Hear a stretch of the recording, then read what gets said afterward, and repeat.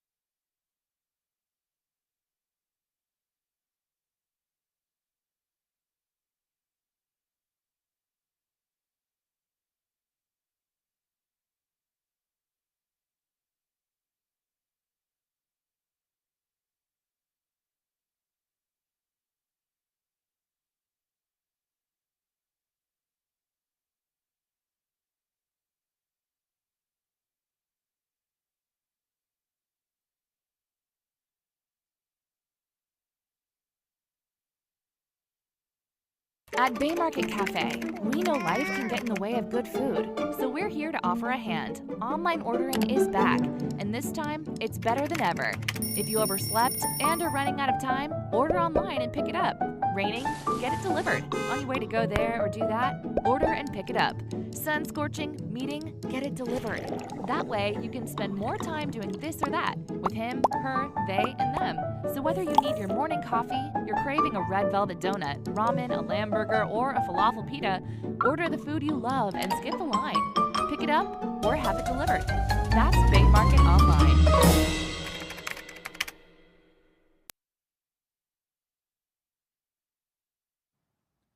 Good evening, and thank you for joining us for the 15th of 19 candidate forums for the 2021 general elections in the Cayman Islands, being hosted by the Chamber of Commerce in association with Foster's. My name is Mike Gibbs, and I have the honor of being the current president of the Chamber, and I will also be one of the panelists asking the questions this evening, along with Shamari Scott, president-elect of the Chamber. I'd like to begin my opening comments by welcoming Georgetown North candidates, Joseph Hugh and Johan Moxham, and thanking them for accepting the Chamber's invitation to participate in this forum. Your willingness to appear on the same platform demonstrates to voters that you take the democratic process seriously and are ready to respond to a series of questions on the top issues as identified by a recent online Chamber survey. More than 400 responses and more than 200 questions were submitted via the survey, and these will help to frame the questions for this evening's forum. There is certainly not enough time to ask all the questions, but we will do our best to cover the topics that have been identified as the most important in the Cayman Islands and the Georgetown North constituency. When the Chamber was established in 1965, the goal was to create an organization that supports, promotes, and protects the interests and welfare of its members and the wider community. Being nonpartisan, we have hosted forums every election year since the 1988 election. So for 9 elections, we have provided members of the community with an opportunity to hear from their candidates and educate themselves before Election Day. These forums have taken weeks of planning and preparation, with all the credit going to the hardworking Chamber staff, but would not have been possible without the financial support of our sponsors, Foster's, Affinity Recruitment, Bodden's Legal and Corporate, and DART, so a very big thank you to them. I would also like to extend a wholehearted thanks to our media partners, Cayman Mile Road, Cayman Life TV, Radio Cayman, Government Information Services, and ICCI FM for agreeing to broadcast tonight's forum. It is the first time that we have live streamed the forums on the internet, and we hope that this new format will enable even more people to enjoy and watch them in the comfort of their home. It is now time to begin this evening's forum. I will therefore turn the proceedings over to Will Pinault, CEO of the Chamber, who will serve as this evening's moderator. He will explain the rules of the forum and introduce tonight's Georgetown North candidates. Good evening, candidates. Evening. Rules for tonight's forum are as follows. Each candidate will be asked a series of questions, and you'll have 2 minutes to answer if you choose to do so. Each candidate will be allowed to answer the question without interruption and is free to differ with an opinion or position of another candidate during your allotted response time. Candidates should deal solely with the issues, and at the conclusion of the forum, each candidate will be allowed 2.5 minutes to deliver a closing statement. I'll introduce the Georgetown North candidates now. We'll begin with Mr. Joseph Hugh. As the former managing director and chief operations officer of his family's group of companies that include Hugh's Hotel and Restaurant Supplies, Bon Vivant, McDonald's, The Office Bar, and Hugh's Janitorial, Mr. Hugh brings a wealth of successful business experience to public life. Mr. Hugh is a past president of the Cayman Islands Chamber of Commerce and headed the Cayman Islands Restaurant Association for 5 years until its amalgamation into the Cayman Islands Tourism Association, where he continued to serve as a director. In addition, he has been deputy chairman of the Trade and Business Licensing Board, as well as the Port Authority of the Cayman Islands. In 2013, he sought office as a Georgetown candidate under the banner of the Progressives, and in winning his seat was named counselor to the Ministry of Constituency Administration, Tourism, and Transport. Following his re-election in 2017, he was named Minister for Commerce, Planning, and Infrastructure. He and his wife are the parents of 2 sons. Welcome, Mr. Hugh. Mr. Johan Moxham is a Caymanian dedicated to family, community, and good governance at all levels in the Cayman Islands. He is the proud father to 2 sons. Mr. Moxham studied at the University of Buckingham, UK, earning a law degree with honors and a Master of Law. He grew up playing football, and he represented the Cayman Islands on the national team at various levels. He also represented the Cayman Islands in squash and tennis. He is formerly head coach of the Cayman Islands men national flag football team. Mr. Moxham played a prominent role as one of the founding members and leaders of the Cruise Port Referendum, CPR Cayman Group. Mr. Moxham has 18+ years of experience in the international financial services industry. Currently, he is the managing partner of Lanston International Management Limited. Before this, Mr. Moxham served in various positions with Merrill Lynch Bank and Trust Company Cayman.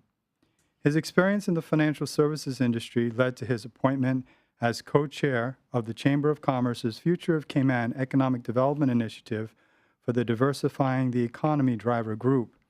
He also served as a director of the Cayman Islands Stock Exchange, is a past president of the Chamber of Commerce, and a member of the Business Staffing Plan Board. He has also been a member of the Lions Club of Grand Cayman for more than 15 years. Welcome, gentlemen. And after this short commercial break, we'll begin the questioning for this evening. Please stay tuned. Behind everything we do is a promise. Better. Better because we care, because we all have a common goal. To be better at cooking, to be better at eating right, and taking care of ourselves, to live in a better community. To just feel better. Today and tomorrow and the next day. Do it for you. Do it for them. Do it to prove something to yourself. Do it to carry on a family recipe. Or just because. But when you aim for the stars, better just works. We're Fosters. and we're better. Because of you, because of them, because of this place. And because we care.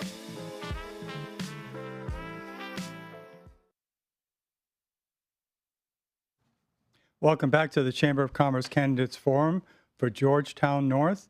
I'll now turn it over to the President of the Chamber, Mr. Michael Gibbs, who will begin the first round of questions. Thank you, Will, and good evening again, candidates. Welcome this evening. First question I will address to Mr. Hugh, and then I will turn to Mr. Moxham to answer that same question, and we will follow that format going forward. The first question then is, why run?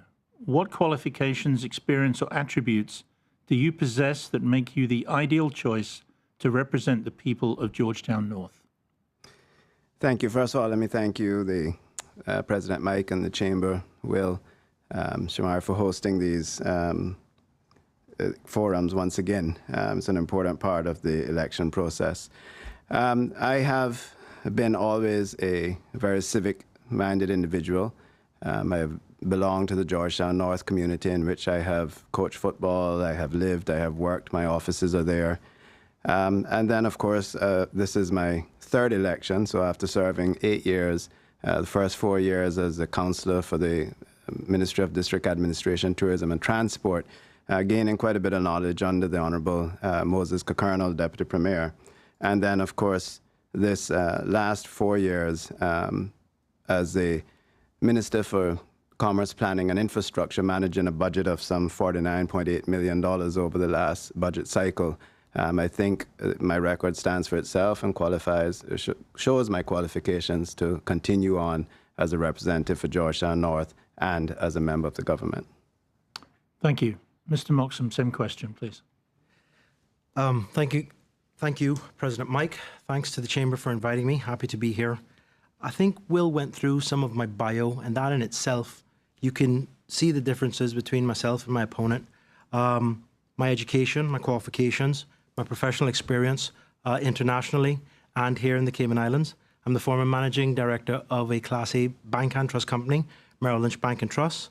I'm grateful that you managed a budget of $49 million, but that would have represented one client in my previous job. So I'm accustomed to big projects, big business, big budgets, but more importantly, the country is now at a crossroads where we need quality people who have the competencies, the substance, and the character to help push the country forward. I've been a leader all my life. I'm grateful for the opportunity to be able to put myself forward and to represent the people of Georgetown North. But at the end of the day, this is about where the country is and where the country wants to go. And if we were looking at this as a job interview and you were looking for an individual to represent you or have a seat on the board of directors of Cayman Inc., there's no shadow or doubt in my mind that I am the better qualified candidate, given my experience, my qualifications, my professional standing, and the things that I've done in life. I've coached football as well, but I also stood up with my colleagues in Cayman to champion the cause for accountability, transparency, and good governance in a project called Cruise Port Referendum Cayman. It's one of the best things to ever happen. It was the impetus for a lot of what is happening today in the political cycle, whereby the leadership that was demonstrated there carries over into what I'm seeking to do now, which is to represent each and every member of Georgetown North, but more importantly, the people of the Cayman Islands. We deserve better leadership. Better leadership comes with quality candidates, and I'm clearly, in my mind, the candidate that's best suited for the role in Georgetown North as an MP. Thank you. Good night, gentlemen.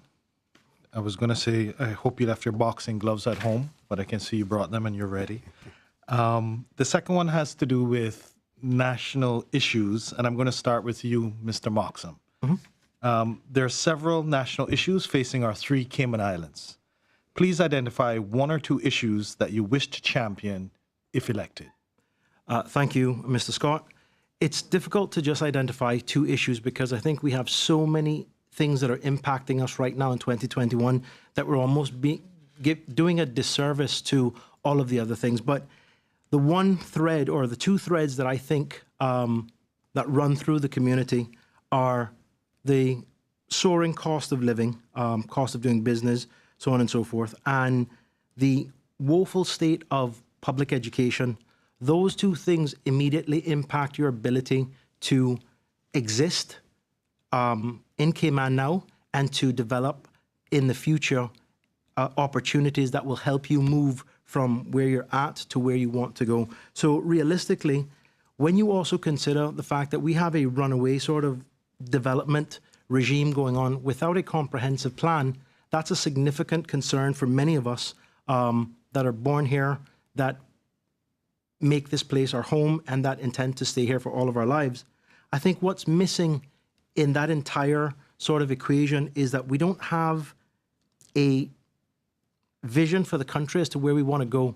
There's a lot of ad hoc development where from Barcus to Red Bay, there would appear to be large-scale projects that don't necessarily fit into the sort of neighborhoods and, more importantly, into what Cayman is right now. And that's because we don't have a shared vision for the future, and we don't have a strategy that speaks to sustainable to a sustainable future where we're doing things to help one another. Education is the most important thing that we can give and improve on to help every single Caymanian. But Caymanians are struggling right now to survive because of the rising cost of living in Cayman. So they would definitely be the two things that I would focus in on. But there's so much more, and everything is interconnected. So it's not as simple as choosing one or two options. Thank you, Mr. Moxham. Mr. Hugh? Thank you for the question. The two issues I think I would focus on the most would be, one would be overall cost of living, and I think that breaks down into things such as housing insurance, health insurance. Of course, those are things that are certainly within our control. Other items such as groceries and things that are controlled by global markets, we have to find ways to deal with that. But overall, I think we do have to look at insurance and other household items or other monthly bills that are causing persons to be to struggle and live within the means of their salaries. We also have to review the minimum wage, as I feel that right now needs review. We have to decide again whether we're going to go with a minimum wage or whether we're going to go with a livable wage. My concerns with the minimum wage has always been that it would become the starting wage for all industries outside of the white-collar professional industry. And then, of course, quality of life, traffic, green spaces, beach accesses, these are all things that I believe we will continue to pay attention to, continue to provide those for our Caymanian residents and citizens alike. And certainly, you know, when we look at how we have developed and the way that we are growing as a country, you know, it provides a very strong, stable economy, but we do have to make sure that we include the ability for our people to enjoy a certain standard of living within that strong, stable economy. And for me, that is providing accesses, providing green spaces, reducing the traffic congestion, making our roads safer. All of these provide for a better quality of life. Thank you, Mr. Hugh. Staying with you, Mr. Hugh, for the next question, which focuses more on constituency priorities. And if elected, what projects or programs would you like to accomplish for the people of Georgetown North? There are programs that we've started. I'll start with, again, the road works that we've been doing, creating safer roads, a shared road philosophy, so that persons can move around safely. Georgetown North constituency is a very diverse constituency, including 7 Mile Beach and then the central Georgetown. Other areas of work that we've been that are continuing is dealing with the issues of flooding. We've established a very robust regime of the deep wells, increasing the depths of those deep wells, the size of the deep wells, and as well as adding more. We continue to work on the dike roads, on the dikes, cleaning those out, adding the necessary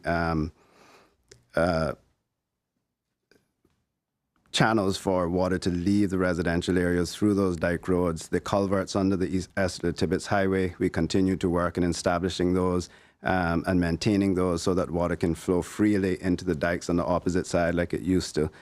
This was a major issue that we've managed to almost completely reduce, but of course, as time goes on and another home is built, the water moves around, and we continue to work on that.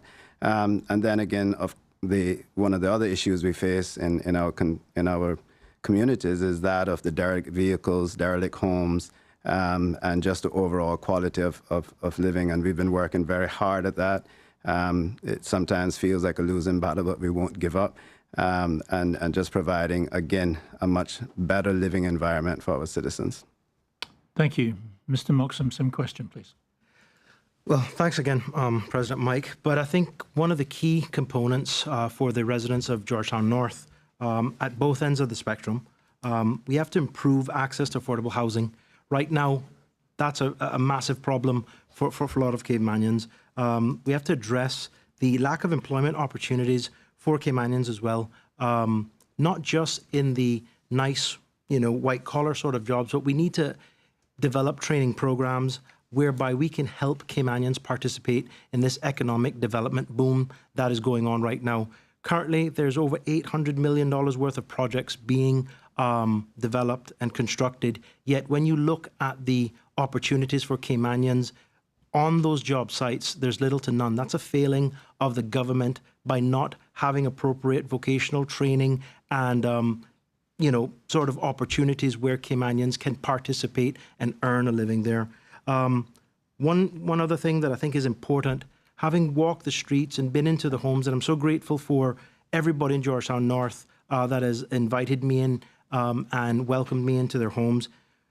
I plan to introduce something called the Community Assistance Program, call it CAPS. Right now, there are thousands of people that are dependent on the NAU, and they're just being run around in a circle. Now, in defense of the NAU, those persons, they're professionals, they care, but they are understaffed, overworked, and stressed out. But what is happening is the recipients of NAU support are not able to get what they need to survive, i.e. pay rent, pay water, pay the basic sort of bills that go on from there. My goal is to develop this program whereby the representative of Georgetown North is helping them take that sort of minutia and the sort of application and processing stage of it, whereby me and my team would effectively engage there. But also a feasibility study on public transport. Right now, roads are congested. I understand Mr. Hugh spoke about developing more roads, but really and truly, that's just building roads to nowhere. We need a plan instead of just the politics side of building roads. That's what I would think. Thank you. Question 4, I'll start with you, Mr. Moxham. And this one, just switching gears a little bit, it has to do with the environment. Georgetown North includes some of the most developed and highly sensitive environmental areas with some of the last remaining mangroves along the West Bay Peninsula. What is your view about the ongoing and future development of this area? Massive project being done by the developer. I think it's important that we acknowledge that a pad does not mean that it's set in stone. It's merely the vision of the developer. But what has happened is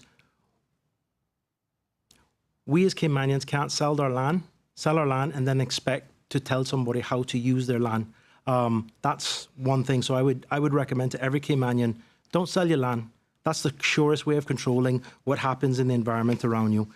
If you inherit it, if you buy it, it is like gold dust and a rare commodity in Cayman. But I think what needs to happen is we need to have an honest, open discussion whereby there's an overarching plan, an environmental management plan, where the developer, other stakeholders, and the residents are in a room along with the government who grant permission to understand what exactly the magnitude of the project will entail, because quality of life issues are important, and it's not fair for somebody to invest their money and buy a property to then be blown out of the water by something of the or a project of that sort of size and magnitude. But tension and frustration set in when you don't have open and honest dialogue. And I think that would go a long way to help remediate and address some of the issues that exist right now. I would push really and truly for a policy whereby we know the type of country we want to live in, and we all have contributed to that, much like the Vision 2008, but an updated sort of version of that, because right now there is no sustainable development. There is no overarching framework that helps us understand what's going to be happening, and that is the root cause of a lot of the frustrations that exist with current politicians, private citizens, developers, because really and truly the only persons that know what are going on either are the developer or the persons that they're seeking permission from, i.e. government, to pursue the projects. Thank you, Mr. Moxham. Mr. Hugh? Thank you for the question. And Mr. Moxon is completely right about the pad development, but I think he's speaking about the DART development, which is in West Bay South. The Georgetown North area, again, we have the previous administration, which I was a part of, passed the National Conservation Law.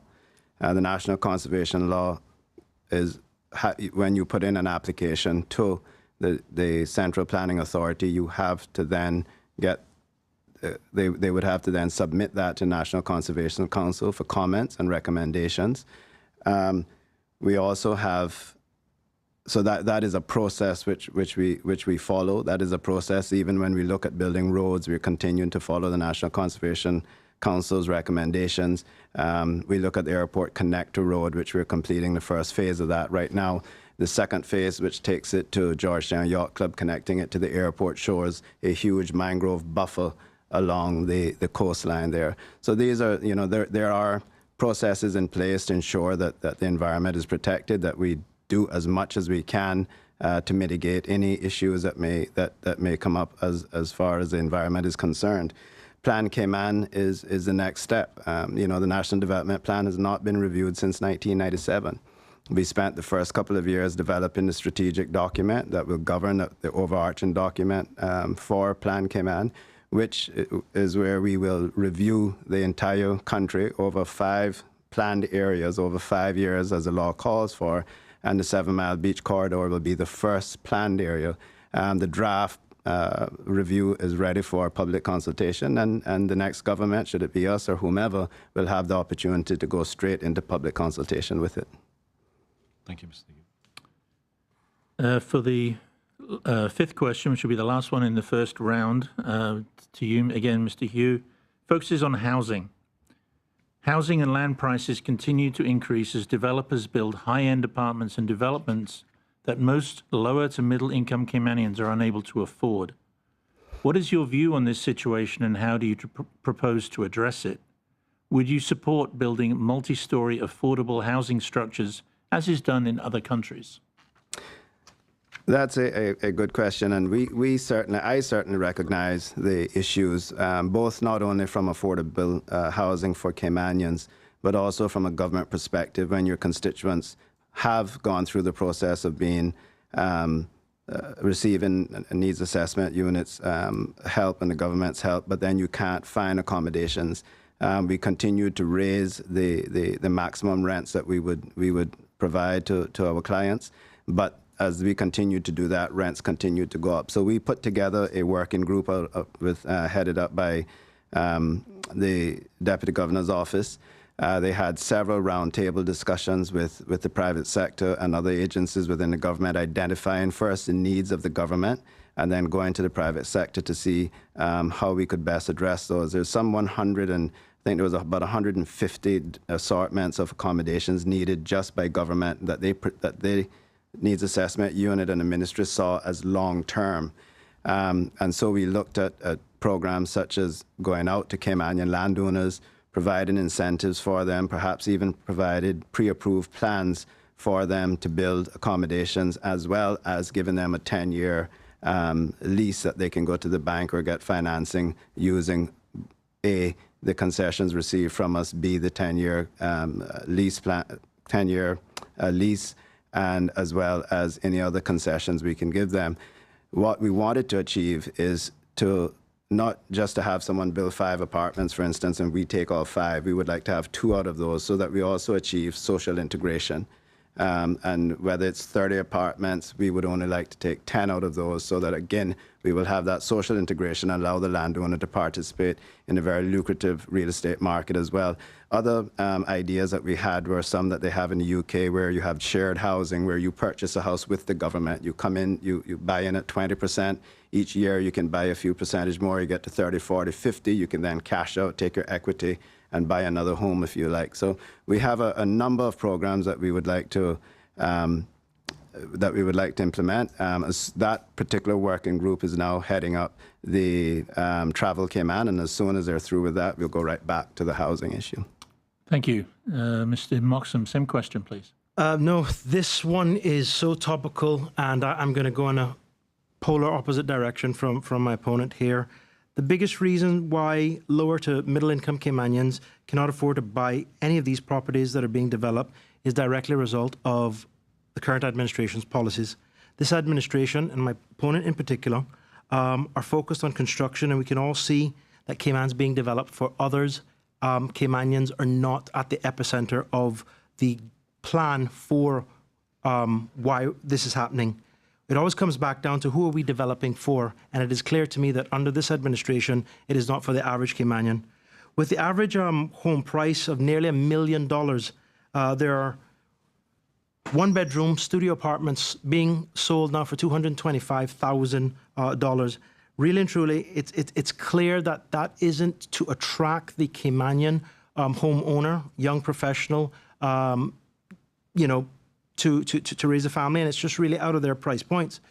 When you consider what's happening in the housing market, it's a direct reflection of priorities and policies that are geared towards everyone else except for us. The current administration is hyper-focused on construction. The current administration is hyper-focused on more people coming to the island. Those people are of means. Those persons can afford to buy up large stakes of real estate in cash, further driving the cost of properties up.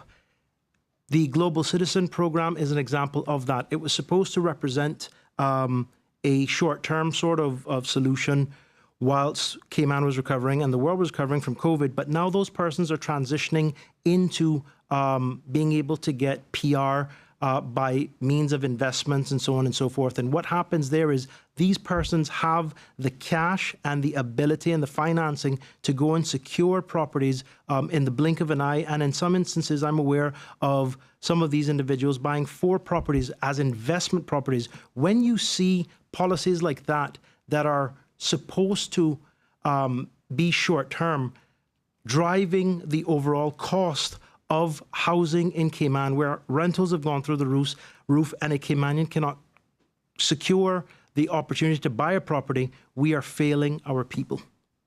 I'd like to thank the gentleman for getting to the first round of 5 questions. We're going to take a short commercial break. When we return, we'll have the next round of questions. Please stay tuned.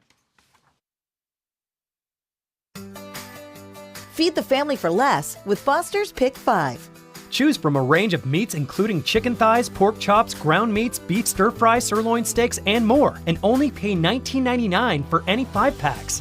The meat is always fresh and never previously frozen. It's the perfect way to stock up for the week. That's dinner sorted. Look out for Pick 5 in the meat department at all Foster's supermarket locations. Foster's, better value because we care.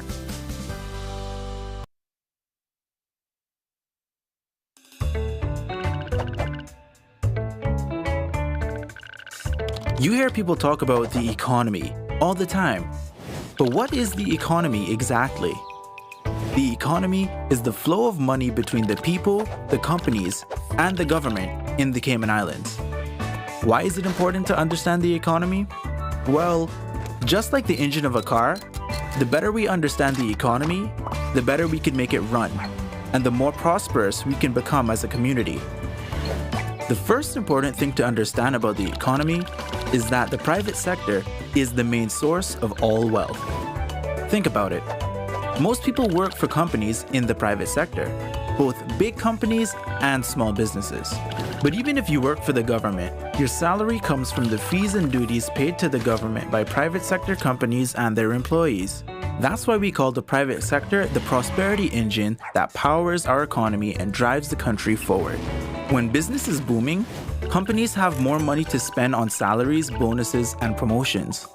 Employees with more money buy more products and services from other businesses.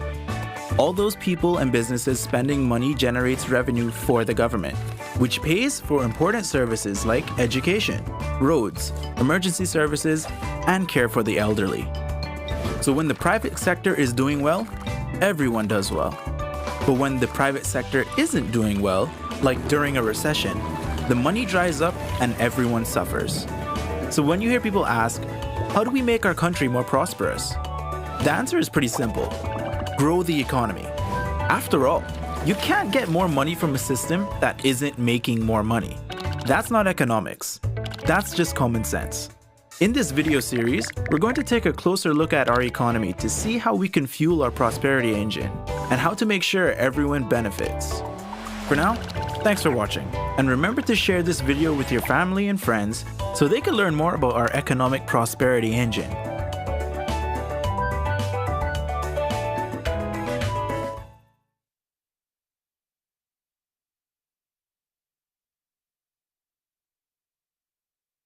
Welcome back to the Chamber of Commerce Candidates Forum for Georgetown North. I'll now turn it over to Shamari Scott for the next round of questions. This is question number 6, and we start with you, Mr. Moxham. It has to do with beach access. What will you do to ensure that proposed developments throughout the Cayman Islands do not have a detrimental effect on public beach access? Thanks for that question. Again, very topical, especially in Georgetown North. There's no easy way to say this, but we need to make sure that the authorities understand the relevant laws and that one authority or agency isn't making up the rules as they go along. We've seen instances where agencies are stating positions that are illegal or at best ultra vires. Where necessary, we need to update the laws to ensure that the spirit of the law and the intent for Caymanians to have access rights is preserved. Again, there's something called prescriptive rights, and those are rights that have been determined over a very, very long period. We have to respect those sort of rights, and we have to ensure that Caymanians are not felt or do not feel that they are secondary class citizens in their own countries when they're traversing the beach. Ultimately, there are a lot of historical paths that have been used, and now all of a sudden you've got someone yelling at you, telling you to get off their property. That is a direct result of the fact that this administration failed to address one of the most vexing issues for the average Caymanian person. The current administration was due to bring amendments to the beach access legislation towards the end of 2020. Without explanation, they dropped that legislation altogether. I have some idea as to why they did that, but I will say that it was just unacceptable for them to kick the can down the road again for another number of years. What really is vexing is they could abandon doing the right thing with the beach access legislation, but they could afford to give themselves raises and secure a severance package. That seemed to be a bigger priority than actually doing something for the Caymanian people.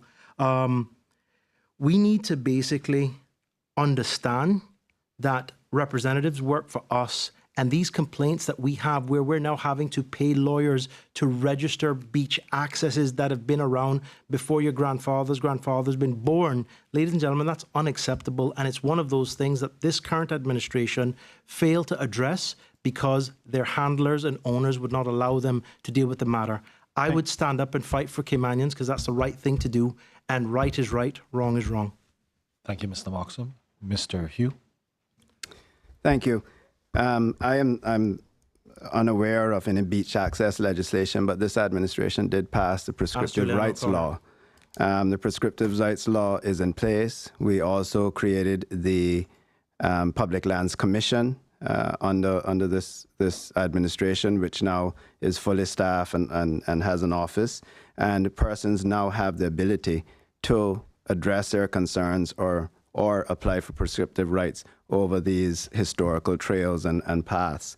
Again, I can't stress enough that Plan Cayman is coming up for the 7 Mile Beach Corridor, the review of the National Development Plan, and this is where we will review things such as beach access, how we address them, what can developers do or cannot do when developing and dealing with beach access. These are all things that will be a part of that discussion surrounding Plan Cayman. So we will have an opportunity here in the coming months to participate in what will be a very open and public conversation about the future of things such as prescriptive rights, amongst many other things such as green spaces, connectivity, walkability. All of these things will be covered under the umbrella of Plan Cayman. Thank you, Mr. Hugh. Plan Cayman's going to save us all, apparently. Mr. Hugh, staying with you for the next question, changing direction a little bit here, talking on civil partnerships. What are your views on the recently enacted Civil Partnerships Act? I supported it openly in the Legislative Assembly. I voted for it. Unfortunately, it was not passed. I do not believe in any form of discrimination whatsoever. And now it's at the Privy Council. The appeal has been heard, and we're awaiting and that's not on marriages, but certainly there was no question in my mind that we cannot and could not discriminate against anyone, and that people had the rights and should have the right to enter into civil union, whether it be same sex or whether it be opposite sex. I supported it 100%. Thank you. Mr. Moxham, same question.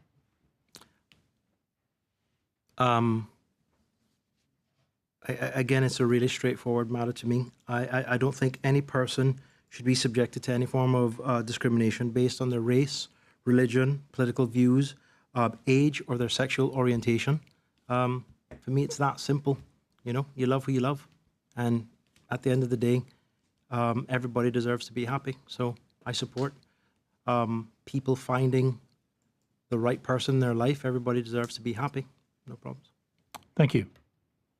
Okay, the next question touches on education, which we know has been topical for many different elections, and it's no different in this one.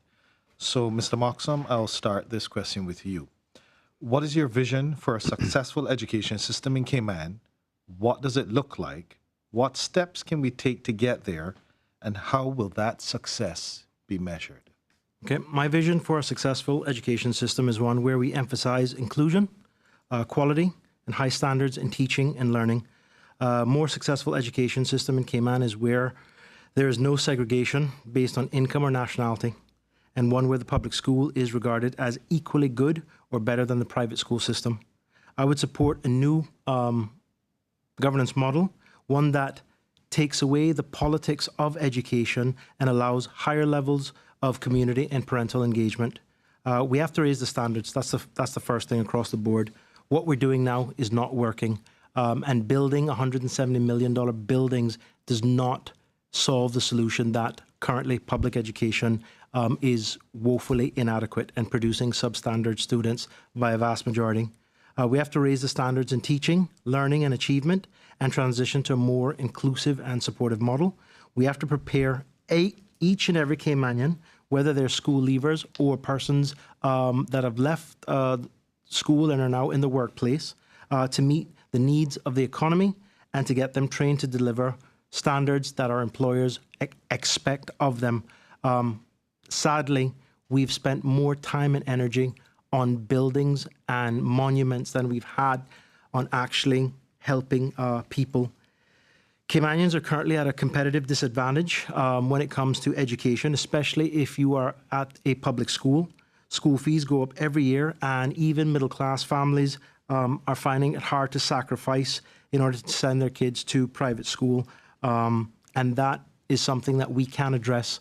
I believe that public education, education for every Caymanian child can be and should be subsidized by the Cayman Islands government. And the reason why that's possible, ladies and gentlemen, is if we spent less time granting hundreds of millions of dollars in concessions to wealthy developers, we could afford to look after our people and have them participate. And when I say that, I mean from the KG level all the way to UCCI, ICCI, or the Truman Bodden Law School.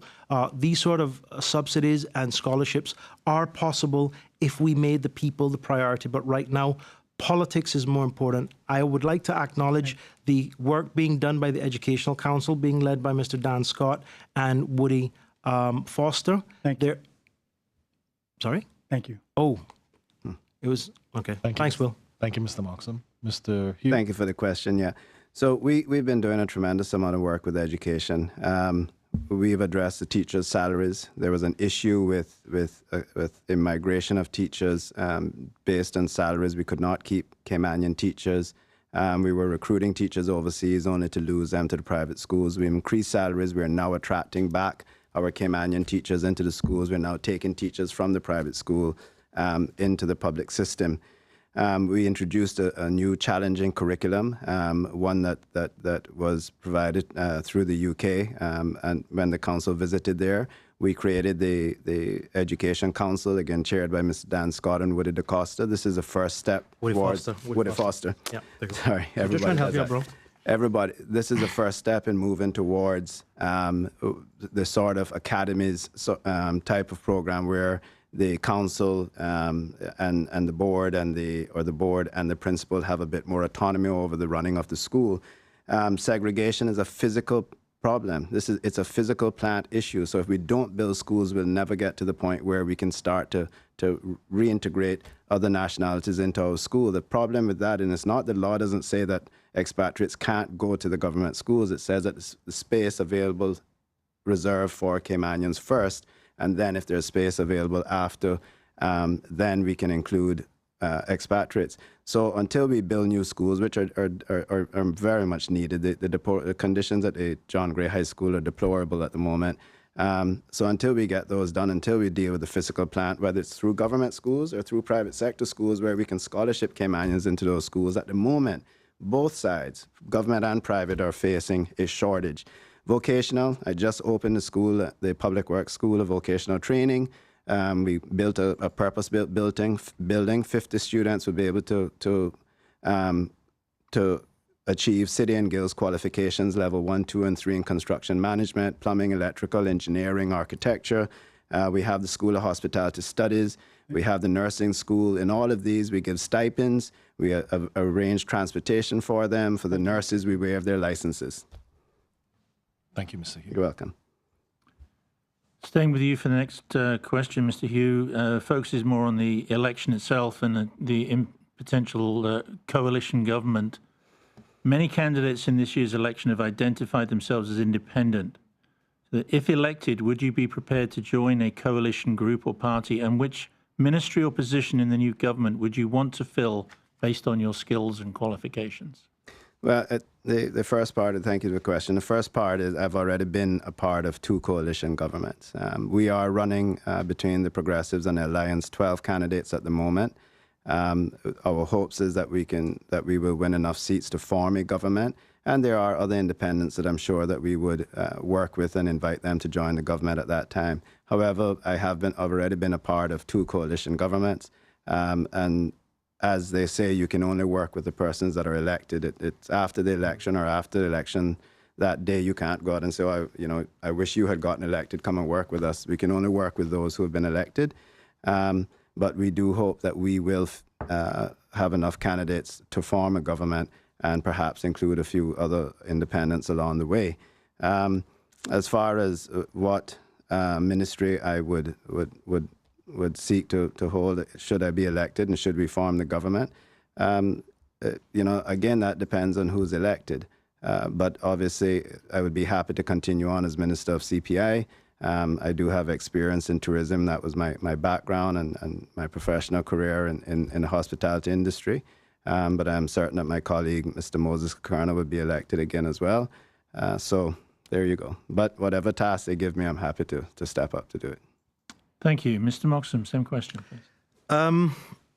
Well, there's no doubt in my mind the next government will be a coalition government on April 15th, 2021.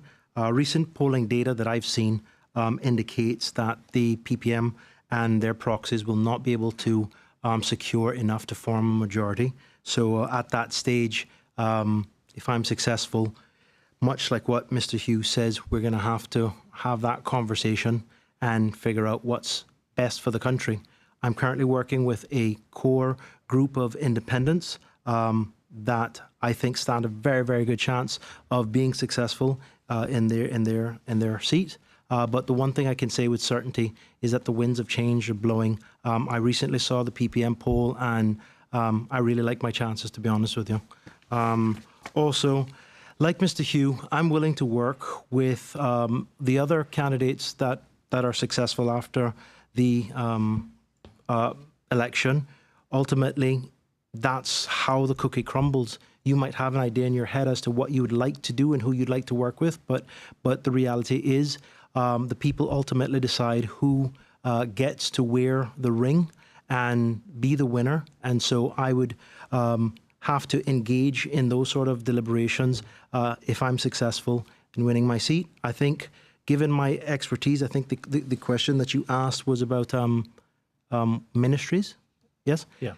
Given my skill sets, my expertise, my qualifications, I consider myself competent and capable in handling the Ministry of Financial Services, Ministry of Commerce, and economic development. I think those things are very, very important and tied in together. More importantly, I just basically want to represent the people to the best of my ability. I will not let you down. I know the difference between right and wrong, and I'll always put Cayman and its best interest first. Thank you. This is the last question for this round. And Mr. Moxham, this question will start with you. It has to do with development and Camana Bay in particular. In the past decade, Camana Bay has forever changed the level of development in Cayman. What is your view about the continuing expansion of this development, including the recently submitted 135-acre planned area development? Do you support increasing the heights of buildings beyond 10 stories? And would you insist that the old Hyatt site is demolished on the site? Thank you for the question. Let me start with the back half of your question there. I'm not an engineer, so I can't speak to the sort of substance or structure of the Hyatt property there. I will say it is an eyesore. I'm not sure why the developers haven't moved to address the issue. Perhaps they will try to retrofit that building and use the skeleton, but again, I'm not a structural engineer to be able to speak to that competently. When it comes to building heights, I think it's inevitable that given the sort of shortage of land available along the West Bay Road Peninsula, building heights increases are inevitable. I think I've been described by some as a anti-development because I took a strong position on the port. But the reality for the Cayman Islands is this: financial services is the primary sort of source of income and the pillar of our community, and now of our economy. And now development has leapfrogged tourism, which is stagnant right now because of obviously COVID, so on and so forth. With regards to the planned area development submitted by DART, I look at that as merely their sort of vision of what they would like to do, as opposed to it being fixed in stone. There is a process that individuals can go through to inquire, have meetings with the developer, raise their concerns or objections to the CPA. So it's important, having said all of that, to have an overarching plan that basically involves all impacted stakeholders and strikes a balance between the objectives of the developer and the objectives of the surrounding community. And I think that's missing, because we can talk about Plan Cayman all we want, but unless you're getting the same stakeholders in a room to discuss how these things impact their life, Plan Cayman is just nice words on a piece of paper. Thank you, Mr. Moxham. Mr. Hugh? It's a very long question. The Camana Bay has certainly made an impact in Cayman. There's no two ways about it. And when it was being developed during the 2008 recession, things would have become much more difficult for the Cayman Islands had that construction and that development of Camana Bay not been in process at the time. I think we have we have to admit that, and we have to recognize that it played a huge role in sustaining us over some very, very lean years during the recession. Personally, I have not been able to review the PAD application myself, but as Mr. Moxham said, that is what it is. It's a PAD application. It's an opportunity for the country to see what their long-term plans are and to have comments on that. The question on building heights, again, when you're addressing things such as setbacks from the beach, as we recognize that global warming and rising sea levels are a real thing, we have to look at ways in which to incentivize or to get our developers to move their properties back. Perhaps even some of the established properties knocking down some seawalls and removing some swimming pools, etc. And one of those may have to be to give them a bit more square footage vertically rather than horizontally and spreading out across and closer to the ocean. So these are all the things that we have to take into consideration. If we're going to continue to develop, we have to have development. We cannot stay stagnant. It has to be planned development, but we have to look at things such as setbacks and building heights when we look at that, and taking the environment into consideration, in fact. Thank you, Mr. Hugh. Thank you. We just concluded the second round of questions. We're going to take a short commercial break. Please continue to join us. Third round of questions after this break. March in Cayman is hot, but at Foster's, it's frozen. Frozen Food Month is back, and we're giving away 4 $250 Foster's cards. To enter, just purchase any 3 products from the frozen department from now until March 27th. It's that easy. You could grab a frozen pizza for dinner, frozen berries for a morning smoothie, and frozen plant-based sausages for something different. Exactly. Just don't forget to enter online at fosters.ky/Frozen Food Month. Foster's, better because we care.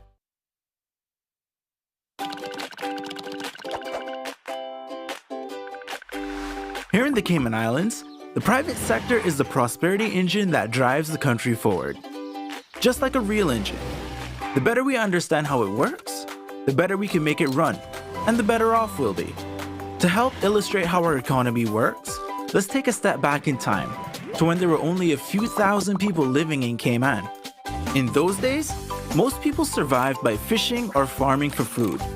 It was a simple, wholesome life. But it was a lot of hard work. Most people bought what they needed from their neighbors. As people bought and sold things, their individual wealth went up or down. But the overall wealth of the country stayed the same. In a simple economy like this, the only way one person could increase their wealth was by reducing someone else's. In order to increase the overall wealth of the country, one of our Caymanian ancestors would have to sell something, a product or service, to someone somewhere else, and bring that money back home. In other words, we would have to export something. In those days, our biggest export was labor. Men worked overseas or on the seas and brought the money home, thereby increasing the total wealth of the country. Although the economy is much bigger and more complex today, these same principles still apply. Every time a company in Cayman sells a product or service to a customer overseas, the overall wealth of the country increases. Once it's here, it flows around the local economy between the government, the people, and the companies, and becomes a part of our society's wealth. The 2 biggest sources of income for our economy today are financial services and tourism, often called the pillars of our economy. Tourists come here and spend their money. So all of the tourism companies like hotels, restaurants, buses, Stingray City Tours that make sure our visitors have a great time are helping to increase the wealth of our country. Just like tourists, clients of financial services firms come here and spend money too.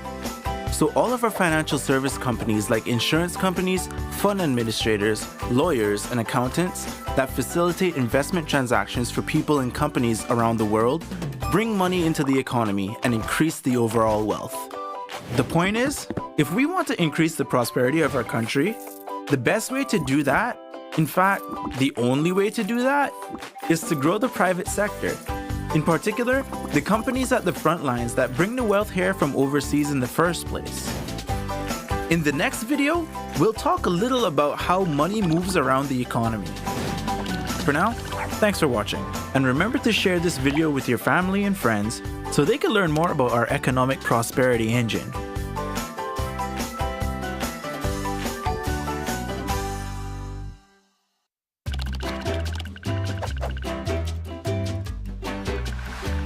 In the last episode, we learned about the important role of companies here in Cayman that do business with overseas customers and generate new wealth for the Cayman Islands economy. But what about all the other companies in the Cayman Islands? How do they fit into our prosperity engine? Every business in the Cayman Islands falls into one of three groups, or tiers. Each tier plays a critical role in our economy. The first tier is made up of all the companies that do business with overseas customers and bring money into our economy. Companies in this tier are like the gas tank of our economic prosperity engine. The more we have in the tank, the farther we can go. Although most well-known companies in this tier are in financial services like Butterfield Bank or tourism like the Ritz-Carlton, there are many other well-known Tier 1 companies doing business with overseas customers like Uniregistry, Health City, and all of the companies in Cayman Enterprise City. The second tier of the economy is all the companies that do business with other local companies, like IT and marketing consultants, or companies that sell supplies to bars and restaurants. These companies are also very important because without them, the companies they supply would need to buy their goods and services from overseas. So while companies in Tier 1 bring money into our economy, companies in Tier 2 help keep it here. The third tier is made up of all the companies that provide services to people that live and work in the Cayman Islands. Companies in this tier include supermarkets, dry cleaners, mechanics, gyms, doctors, dentists, architects, house builders, florists, and gardeners. These companies are important sources of employment and business opportunities for our people. And they play a really important role because without them, Cayman wouldn't be a very nice place to live. So to recap, Tier 1 companies do business with customers overseas. Tier 2 companies do business with other companies in Cayman. And Tier 3 companies do business with those who live here. Every company and self-employed contractor in the Cayman Islands falls into one of these three tiers. And they all play an important role in making our nation prosperous, helping bring money into our country, improve our economy, and creating jobs. And without them, the Cayman Islands wouldn't be the great country that it is. Thanks for watching. And remember to share this on social media so we can all help fuel the economic prosperity engine.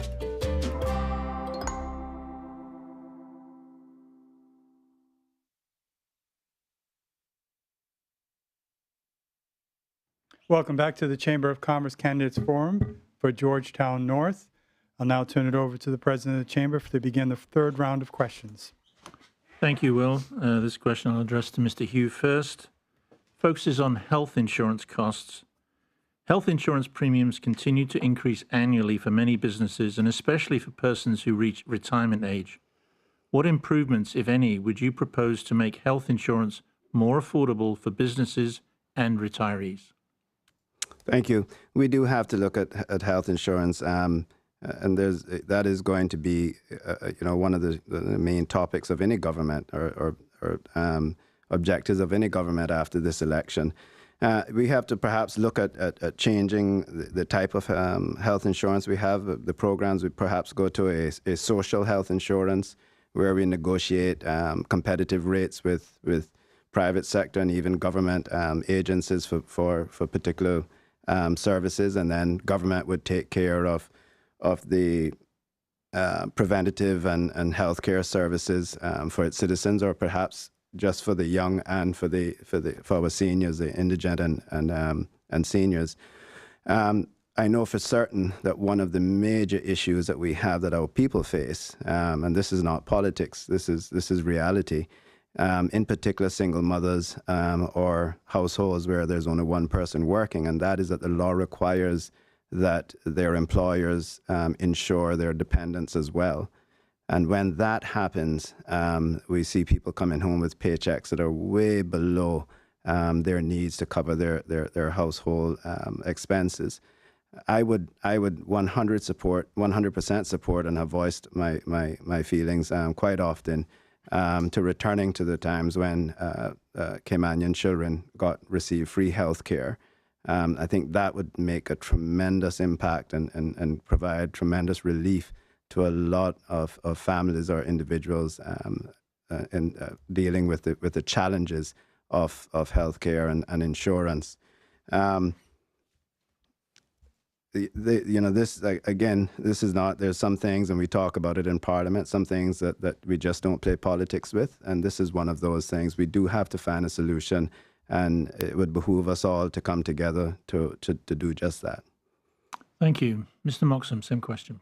Thank you very much. I think there's a four-pronged way of looking at this. We've got to be very realistic that right now, what we're doing and what we have just isn't working. When you look at the average paycheck, the cost of insurance is staggering. And I would suggest that we have a comprehensive review of premium pricing led by the Insurance Commission, to be honest. That's something that needs to happen. Now, we need to also understand and review physicians' standard fees, because when you look at what services are provided and what bills get sent to the insurance, sometimes you've got some unscrupulous sort of characters that take advantage of that, and that ultimately impacts pricing all the way around. So we've really got to understand what the standard pricing should be for healthcare service providers and address that. Is it too much? Is it too little? And those bad apples that are taking advantage of the system need to be held accountable, because it's impacting the price for everybody else. We need to expand coverage for the vulnerable, in particular those with mental health issues. There are a lot of people in Cayman that are struggling right now. They've gone undiagnosed and they're almost left to their own sort of will. That's unacceptable. No Caymanian should go without appropriate coverage. But more importantly, those that are struggling to survive because of various sort of mental health sort of issues. And I would say that we need to get back to basics where full coverage for children and students. If you are at the law school, UCCI, ICCI, the Cayman Islands government, as long as you are in active education process, should be able to carry those costs and provide the services for free. Thank you.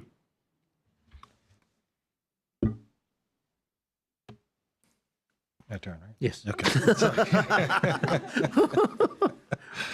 right. Johan answered right on time. That threw me off. No, Will was about to say something, so I was like... All right, this one is for you, Johan. Youth matters because youth do matter. All right. What do you regard as the top two issues facing our youth today, and how do you intend to address these concerns? Thank you very much for that. I think it's a continuation from what I was saying earlier. The top two issues that I'm aware of based on research and canvassing and speaking to young persons, but also to professionals, inequality and mental health issues are the two pressing issues right now. Inequality because half of our youth are growing up without support.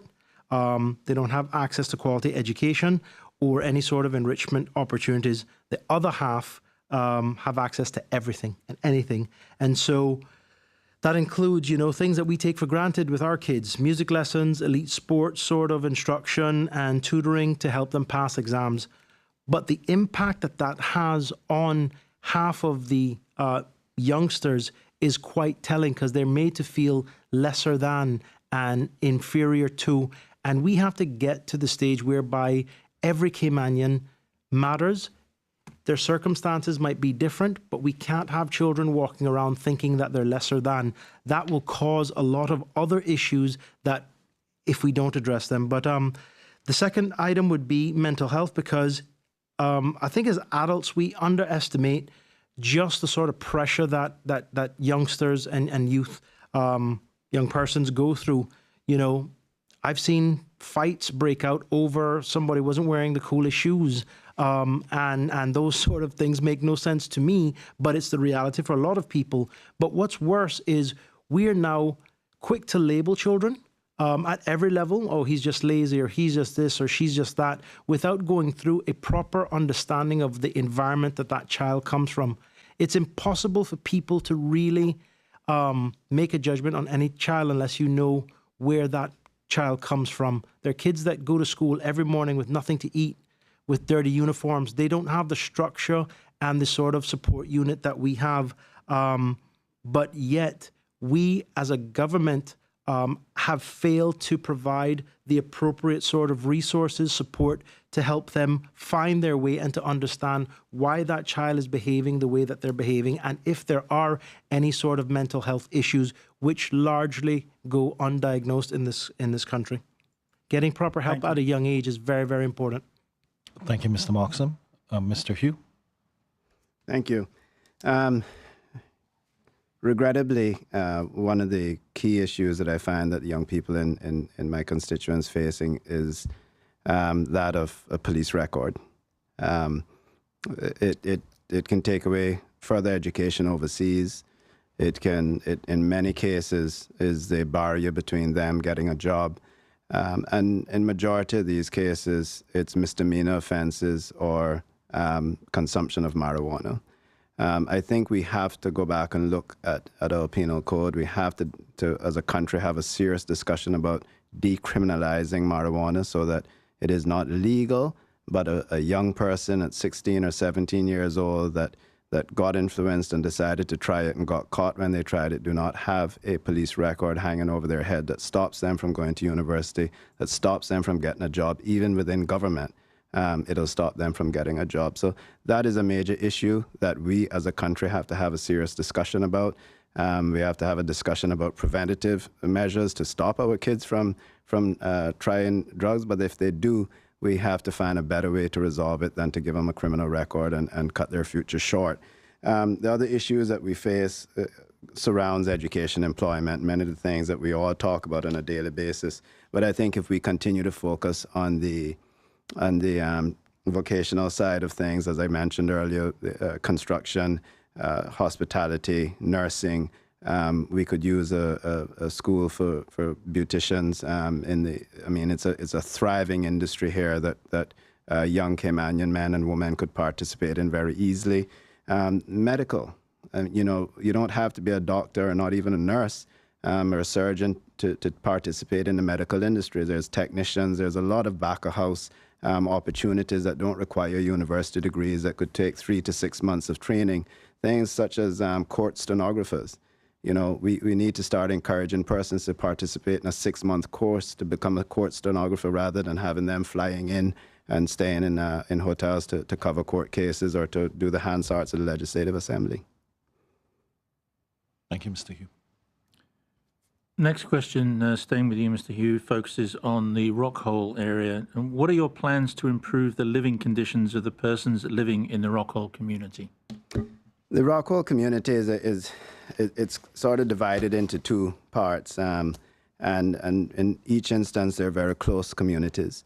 At the moment, the long-planned Godfrey-Nixon extension is happening through the Rockhole community. The open property owned by the government that was supposed to be the Georgetown Primary School is now identified for the Sunrise Adult Training Center and the necessary services for them. So the whole area is going through a rejuvenation of sorts, and the Godfrey-Nixon extension will have will be our first complete streets methodology built under that first road built under the complete streets methodology, which will provide a very nice, thorough way with bike lanes and segregated sidewalks, etc. And it's really going to enhance the area within Rockhole. We have been doing a lot of cleaning up in Rockhole. We've been dealing with derelict homes. There was a developer that bought a tremendous amount of property to do a large development there. I think you may remember the Ice Palace. which left a lot of dilapidated homes and unattended properties in its path. And so we've been working on cleaning those up. But again, it's one of those things that we clean up one area and we find that another area becomes in a dilapidated position. But overall, the connectivity into Georgetown and the Georgetown revitalization will take its time and move into that area. And when we move into the second phase of that, which we're describing as the urban redevelopment, the Rockhole Central and surrounding areas would be the first areas addressed. Thank you. Mr. Moxham, same question. My opponent referred to it as regeneration. What's happening in Rockhole is the regentrification, whereby policy decision has been made to move people out. They're putting a major highway through neighborhoods and roads and homes of people that have been living there for multiple generations without any plan as to where those individuals will be relocated. There are offers that are being made to individuals now who own rental properties or rooms, and they're being offered 3 years rent, yet these people are 70 years old. They'll probably live another 15 years, and the price point to purchase their land is really pennies on the dollar. That's not representation, because you can't move people out when they're old and not have them go somewhere that they're comfortable with. And secondly, if you've now deprived them of their ability to earn from their rental properties, that will further put them back into the system where we are responsible for looking after them. We have to have more respect for not just Rockhole, but all of the surrounding communities, whereby there is no inclusion or explanation as to what the plan is. There's a massive development that is being planned for that sort of area. I think my opponent referred to it as phase 1. My opponent owes it to the people of Rockhole and the surrounding community to be honest with them and explain to them and give them all of the details as to why this is happening, what the major plans are, and who the developer is that has bought all the land and also the major complexes. When you look at what's happening, Georgetown is being killed off by the government. By the government. Your representative is doing that to you and not being honest enough with you. And that's not something that I think is acceptable, and it's not something that I would do in the name of government policy. No Caymanian must be left behind, and no Caymanian must be taken advantage of. And sadly, the current administration is doing that. Thank you. Mr. Moxham, this question will start with you, and it has to do with employment and work. With regards to the new Department of Work system that's been implemented in recent years, do you consider the system a success? If not, what improvements would you recommend? First, let me just start off by saying the leadership team at work, you got some really solid people there, good civil servants. I don't think it's down to the personalities. I think that the system or program was rushed, and therefore you're having some significant issues. I'll give you an example. If you apply to work for a candidate, you shouldn't have to apply 3 times into a portal where the information goes into nowhere. We talk about e-government, but at a basic level, the portal at work eats up time, man hours, billable hours. More importantly, work then also provides you with candidates at time that are not qualified for the position that you're applying for. You can't send a painter to a corporate services office and think that anyone will have confidence in the system or want to help work when work isn't helping us. But the reason why these failings are happening, in my opinion, is absence of data. We don't really rely on data enough to make big decisions in this country. What we do is we label new projects, new teams, and we just kind of go, this is the same pig with a new dress, to be honest with you. And we've got to get to the stage whereby we're able to use information to guide our decisions. Some jobs you can train for in 3 months. Some jobs you might take 3 years. But at the end of the day, are we in a position whereby we have the data that is matching up the skill set of the individual with the request of the employer? I don't think that that is consistently happening, but it's no different from a lot of the other issues that we've had.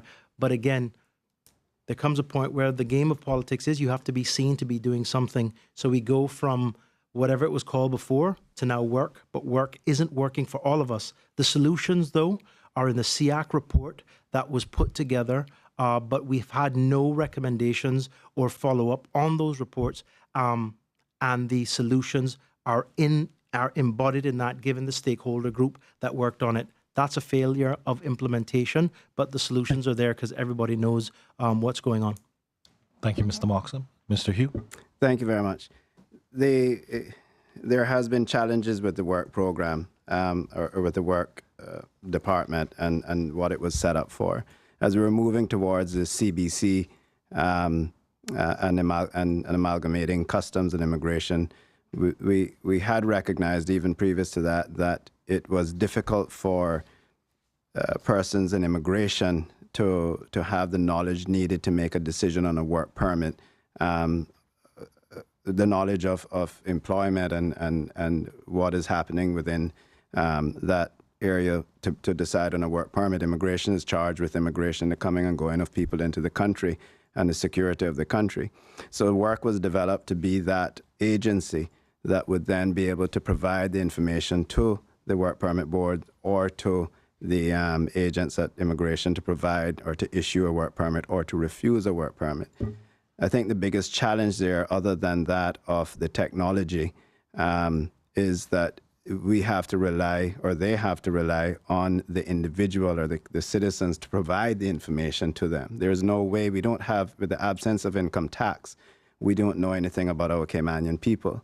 We know everything about a work permit holder because they have to put it on their work permit where they live, how much they make, who they're employed by, everything. But with the absence of income tax, we don't know anything about our Caymanian people, and we have to rely on them to provide the information.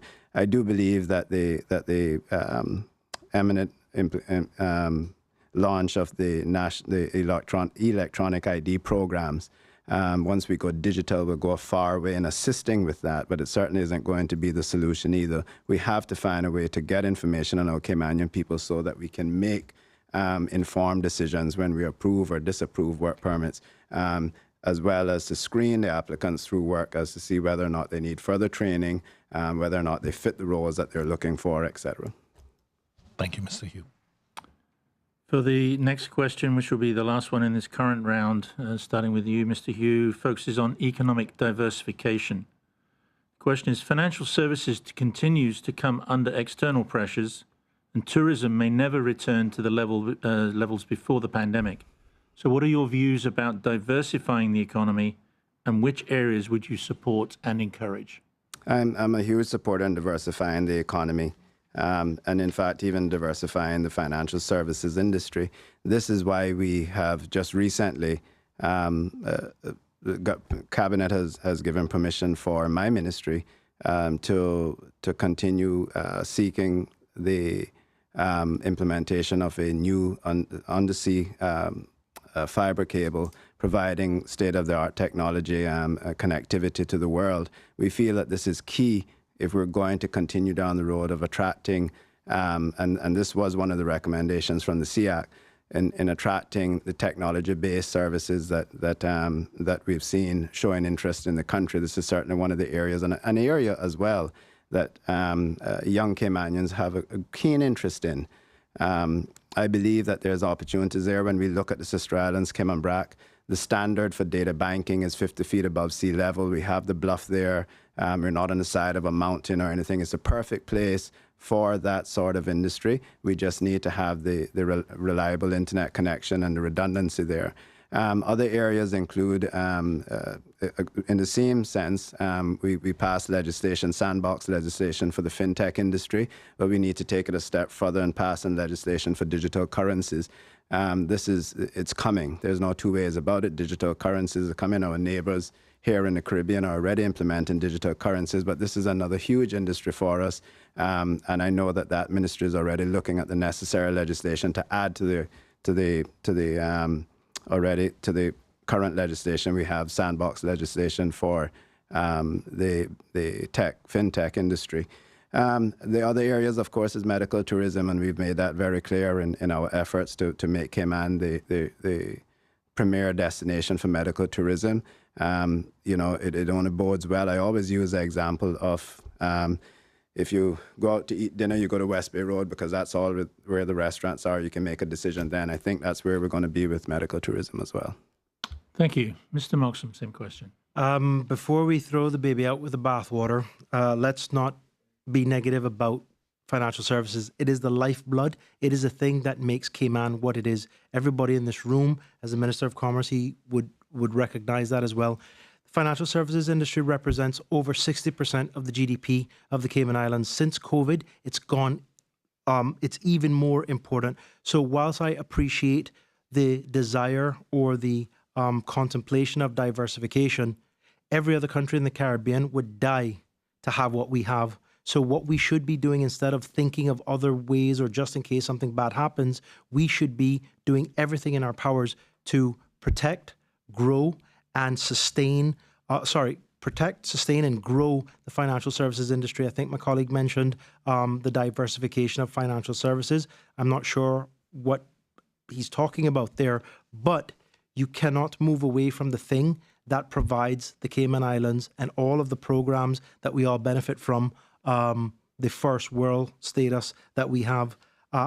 With that said, I support diversification, the concept of diversification, if it's smart and the responsible thing to do. However, we have to, again, protect the most important thing, which is financial services, and find the right programs and systems and work collectively to restore tourism with a new focus on quality and sustainability, not mass tourism. Having said that, attempts are being made to diversify into healthcare, fintech, I think my colleague just mentioned there, but there's an opportunity that we're missing whereby we aren't leveraging Cayman's tax neutral status, whereby we should be the hub for all sort of tertiary level education, premium programs. The Cayman Islands is an incredible place to live, work, and play, and we should be partnering with educational institutes in order to attract them to bring their programs here into Cayman. That would help us drive the economy. Thank you. Yeah. Thank you. 3 rounds of questions finished. 1 more round. We'll return for the final round of questions right after this short break. Feed the family for less with Foster's Pick 5. Choose from a range of meats including chicken thighs, pork chops, ground meats, beef stir-fry, sirloin steaks, and more, and only pay $19.99 for any 5-packs. The meat is always fresh and never previously frozen. It's the perfect way to stock up for the week. That's dinner sorted. Look out for Pick 5 in the meat department at all Foster's supermarket locations. Foster's, better value because we care.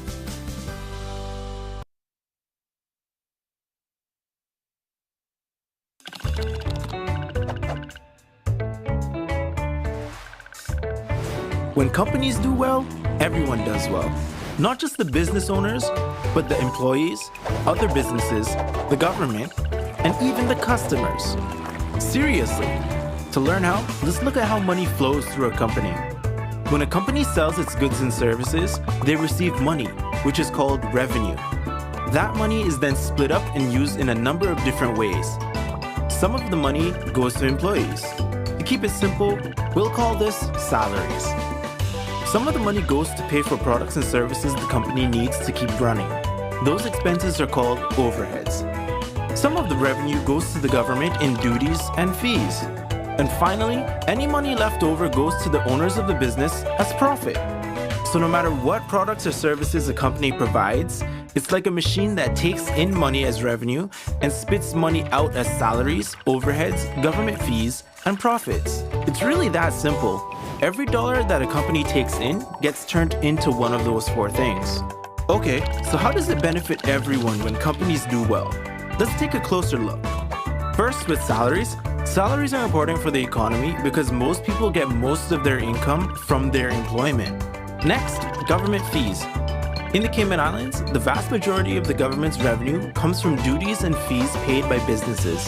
That money goes to pay for important government services like education, emergency services, healthcare, and infrastructure. Then we have overheads. Quite simply, one company's overhead is just another company's revenue.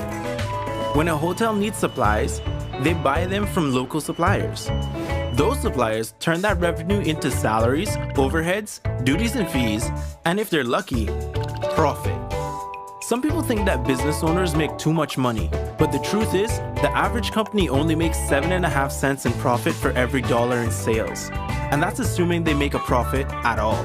The other 92.5 cents goes to pay for salaries for staff, overheads that become revenue of other companies, and duties and fees that pay for the government services we need.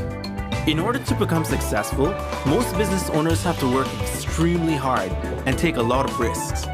If it wasn't for the ability to make a profit, the owner wouldn't have started the business in the first place. And if nobody started any businesses, there would be no jobs for employees, which means no salaries, no overheads to support other businesses, and no money from government fees to pay for our government services. So yeah, when companies do well, everyone does well.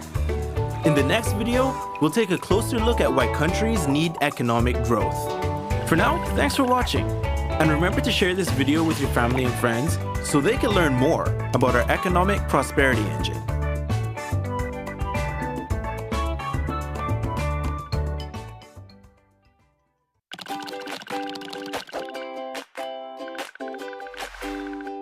Most people want the same basic things in life.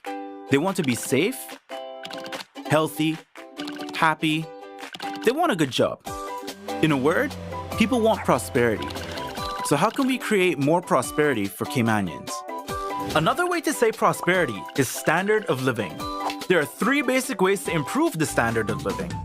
First, the government can spend more money on services like healthcare, education, or infrastructure. That would make life better for Caymanians.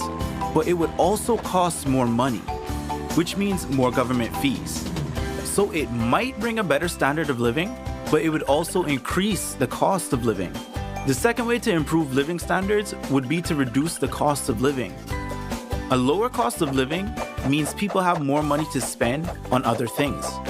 But in a modern economy, for the most part, the cost of living isn't something that the government can directly control.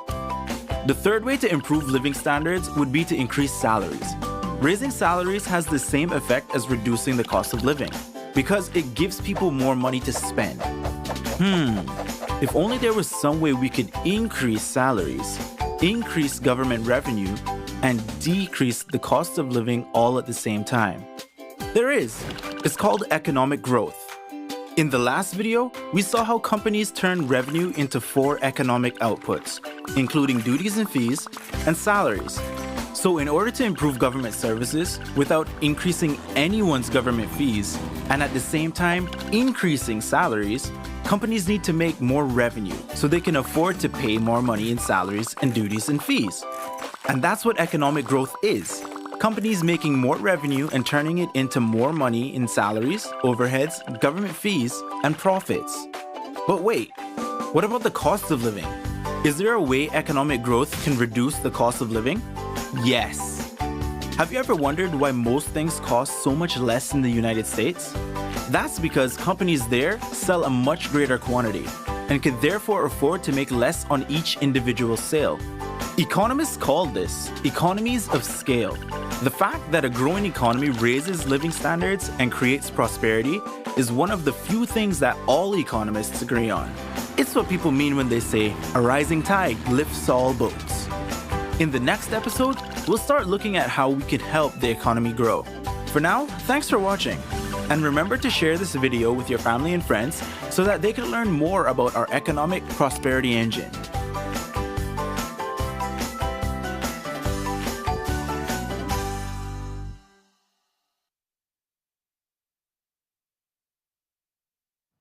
Welcome back to the Chamber of Commerce Candidates Forums for Georgetown North.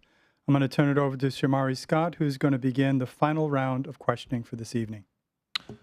Gentlemen, I have the pleasure of the first and last question for this round, so good luck. And this one has to do with cost of living, and I'll start with you, Mr. Moxham. The cost of living ranked as the top issue for respondents in the most recent Chamber public survey. What additional strategies would you propose to address this issue beyond those you've already touched on? Well, I don't think I need to go into too much sort of explanation as to how it's impacting us, but we need to devise strategies that'll help us lower our electricity bills. We would achieve that by introducing solar energy to lower electricity bills. We have to basically lower the cost of healthcare. We spoke about that earlier, but if I went straight to the bare bones of this, a review and adjustment of minimum wage. Right now, we hear and we see that Caymanians are not able to afford, just surviving. What's incredible is the current administration seem unwilling to pay a livable wage and are happy for the rank and file Caymanians and the workforce to collect $6 an hour, yet government programs like NICE pay $10 an hour, and if you are a supervisor in the NICE program, you get paid $12 an hour. So organically, and if you have any sort of conscience, the government must recognize that people can't survive on $6 an hour, hence they're paying more. I think that is some sort of voodoo math that I'll never figure out with the government, but that's something that we definitely have to look at.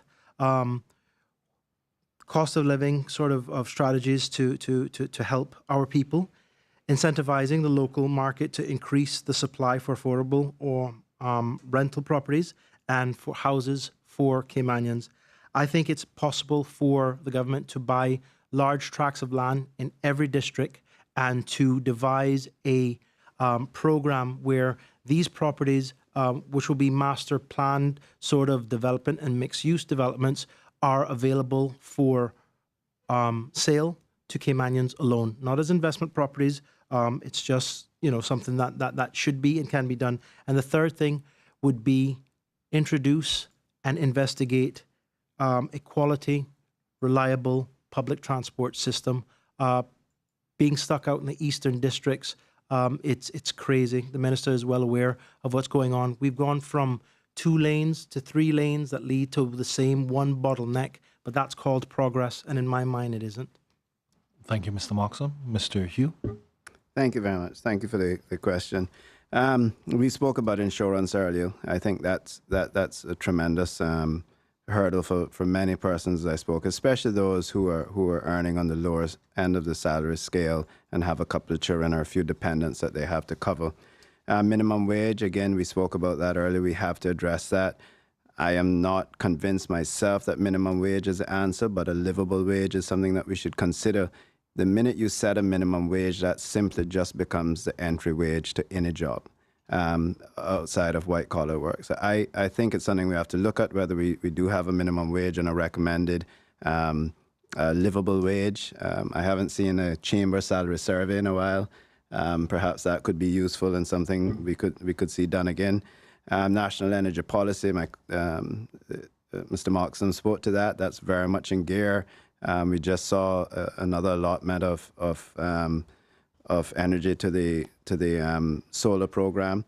We'll continue down that road. There is a RFP out, and I think it's been awarded for battery storage, so that we can continue to increase our reliability on renewable energies and reduce our dependability on fossil fuels. We also want to, one of my pet peeves is the government contracts. When we issue government contracts, we tend to beat the ministries tend to go for the most affordable. What I have done in my ministry, in particular with the security guards at the government administration building, is to require that they, we told them all that we're going to require that they all have at least 60% Caymanians employed at the government building. What is that going to cost you? They came back and said, this is what we're going to need to pay Caymanians to take this job. And so we increased the budget so that they could achieve that 60% Caymanians at the security offices in the government administration building. We need to look at custom tariffs. Things such as baby food is considered processed, while fresh food, milk, meats, all that sort of stuff, fruits and vegetables are duty-free, processed, or dutiable. Thank you, Mr. Hugh. Staying with you, Mr. Hugh, for the next question. It's talking about hotel development and the potential moratorium. And the question is, in the 1980s, the government imposed a moratorium on new hotel development, which allowed the existing hotels to maintain a good level of occupancy and for the country to improve its infrastructure to keep pace with the growth. If elected, would you support imposing a moratorium on new hotel development along the 7 Mile Beach Peninsula? Thank you. I don't see. I think that would be premature at this time. Prior to COVID, our hotels were getting the highest daily room rate in the region by some 10%, almost 10%. That in itself could lead to us not being competitive. We also don't want to be in a position where we were back in the 80s, where one entity owned all of our major hotels. And if they had 50% in each hotel, then they had 150% occupancy across the island. I think we'll be premature in talking about putting a moratorium on hotels. I think we can start to discuss what types of hotels, what are we looking for. All of this was laid out in the recent National Tourism Plan, which has become a part of the review in the National Development Plan review. So, that would be premature, but I do believe we want to look at how we can encourage persons to develop outside of the 7 Mile Beach corridor, and within the 7 Mile Beach corridor, what types of development are we looking for? Thank you. Mr. Moxham, same question. Thank you for the question. I just want to take 10 seconds to address the previous question. I just want the Minister and the public to be aware that the National Energy Policy is not being implemented by OFREG. OFREG follow a policy that has been given to them by the licensee, Caribbean Utilities companies. Unless we can get our regulatory agencies to follow the National Energy Policy, there is no chance that we will ever see a decrease in the sort of cost of electricity. That needs to be noted. To address the main point here, it's a conversation and things we have to look at with regards to a moratorium on hotels. However, at this stage, I would agree it's somewhat premature to do so. And in fact, I'd go a step further and say I wouldn't support a moratorium, and here's why. Hotels are effectively an economic engine generating employment for many Caymanians, revenue for local companies, and substantial revenue for the government. The tourism industry has been hardest hit by the pandemic, both here and around the world. We have more than 1,000 Caymanians that are suffering and because of COVID-19 and what it's done to the tourism industry. We read recently whereby cruise tourism will likely not come back anytime soon. There are many Caymanians that are happy about that, but there are many Caymanians that are impacted by that also. Cayman now has an excellent opportunity to choose a tourism strategy based on quality, not quantity. That means the stay-over tourism's model must be the focus, and it becomes even more important to us and the economy of the Cayman Islands. Hotels, condos, villas are the backbone of stay-over tourism in 7 Mile Beach in particular, and therefore I think hotels will become more important to our economy, not less. I think we can choose not to incentivize hotels or developers, and we do not need to grant concessions. I repeat, given our tax-neutral status and the draw that we are, the Cayman Islands government does not need to grant hundreds of millions of dollars in concessions. It's an ad hoc, politicized process where there is no sort of transparency to it. So I would suggest if the people of the Cayman Islands want to get better, we need leadership that understands better and will do better. We do not need to incentivize developers to the tune that we're doing with no rhyme or reason and no transparency to it. Thank you. This question has to do with pension reform. Mr. Moxham, the recent withdrawal from private sector pension funds has depleted the ability of many residents to have enough funds when they retire. What ideas would you recommend to address this shortfall? Great question, but let me just start at the top. People need to understand the government didn't do anything for them. The government allowed people to have access to their own monies. Whilst the government were giving hundreds of millions of dollars in concessions to everybody else, they chose for you to dig into your own pocket, into your own pensions, in order to survive this pandemic. Now, that's the reality of the situation, so I don't want anybody to think that they did us a favor. We're using our own monies, our own pensions, and now we have to go back and find a way to top it up.